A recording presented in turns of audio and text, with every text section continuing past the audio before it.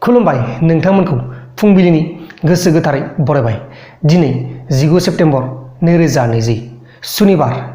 फैदो दिननि फुंबिलिनि माखासे फिसा गेदेर खौरांफोरखौ फारि फारि मिथिनानै लानि।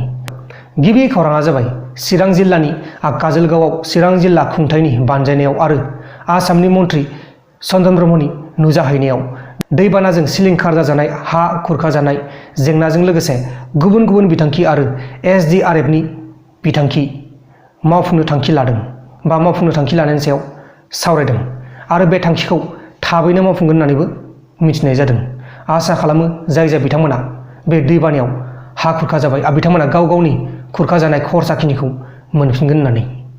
लोगोसे BJPनि लिडार पियुष हाजरिकाया बुंनाय बायदिब्ला बिथाङा जोंनि बे BTCआव गासै 26 बियाबाव बिजाथि होदों आरो 40टा बियाबाव बिजाथि होनायमोनब्ला 40टायावबो BJPआ देरहागौमोन होननानै पियुष हाजरिकाया मैयाहाय खुला खुलियै बुंदों।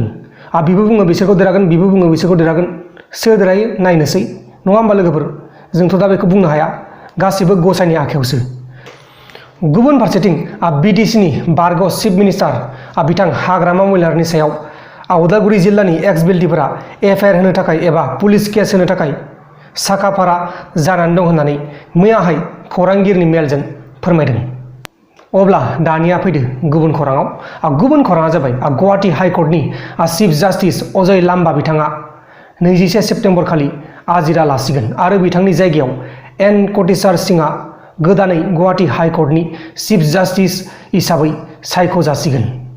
लोगोसे चाइनिज आर्मिफोरा लादाखनि खाथिनि दिपसां होननाय जायगायाव गोबां बिबांनि आर्मिफोरजों लोगोसे गावग्रा हाथियारबो लाबोगासिनो थानाय सावगारिखौ सेटेलाइटनि गेजेराव नुनो मोन्दों।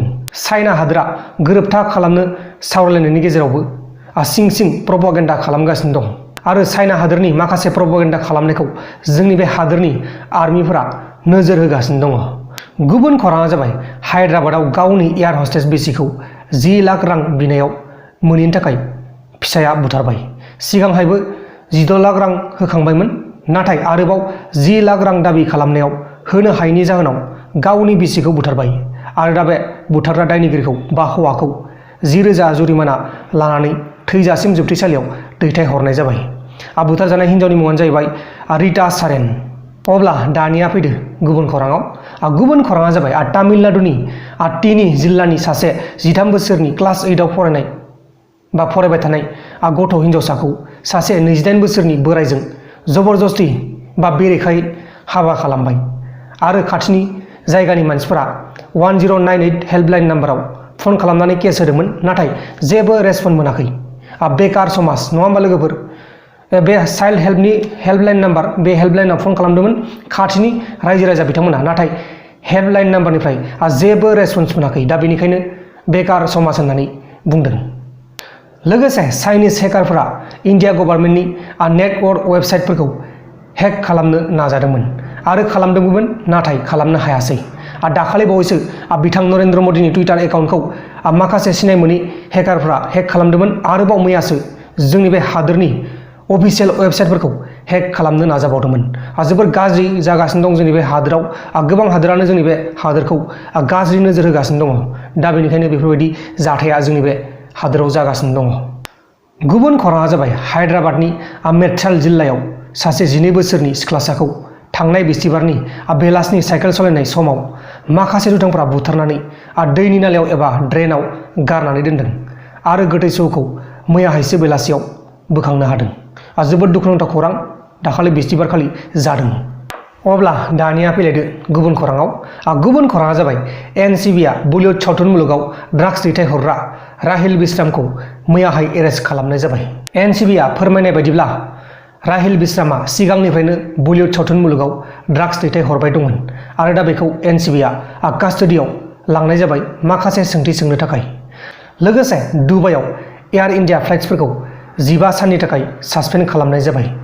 18 सेप्तेम्बरनिफ्राय 3 अक्ट'बरसिम सासपेन्ड खालामथ'नाय जाबाय कर'ना भाइरासनि थाखाय। मानोना जोंनि बे हादोराव सानसेयावनो 97,000 96,000 कर'ना भाइरासनि केस मोनगासिनो दङ। दा बेखायनो दुबाइआ बे जाथायखौ नोजोर होनानै जोंनि बे हादोरनि एयार इन्डिया फ्लाइट्सफोरखौ 15 साननि थाखाय सासपेन्ड खालामनाय जाबाय। दानिया फैदो जोबथारनाय खौराङाव।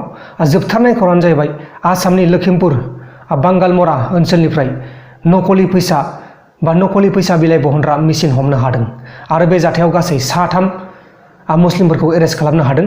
बिसोरनि मुङानो जाहैबाय शरीफुल इस्लाम, सादिकुल आली आरो साजिदा बेगम।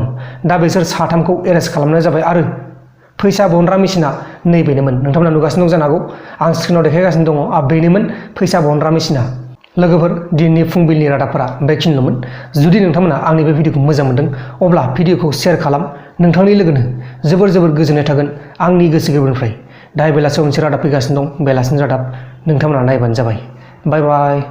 जोबथारनायाव आं बेखौनो बुंनो सानो, नोंथांमोना आंनाव गोबाङानो सोंगासिनो दंमोन, आदा नोंथाङा मानो बेलासिनि रादाबखौ मोखां देखाया होननानै। मोखां देखायनायजों आरो मोखां देखायालासिनो भिडिअ खालामनायजों गोबां फारागथि दङ। मोखां देखायालासिनो भिडिअ खालामनाया जोबोर गोरलै जायो आंनि थाखाय, गुबुननि थाखाय मिथिया आङो। मोखां देखायालासिनो भिडिअ खालामनाया आंनि थाखाय जोबोर गोरलै। आं फुंनिखौ सम मोनो, बेनिखायनो आं फुंनिखौ मोखां देखायनानै भिडिअ खालामो आरो बेहाय आं गोबां खस्थ' मोनो। आरो बेलासिनिखौ आं गोबां गोरलैयैनो भिडिअ खालामो मोखां देखायालासिनो। माने मोखां देखायालासिनो भिडिअ खालामनायाव लिरनानै आरो बखिनांगौल' ना, बेनि थाखायनो गोरलै जायो।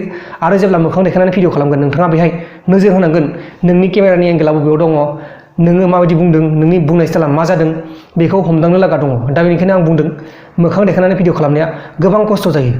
दा जियानो जादोला, बाय बाय।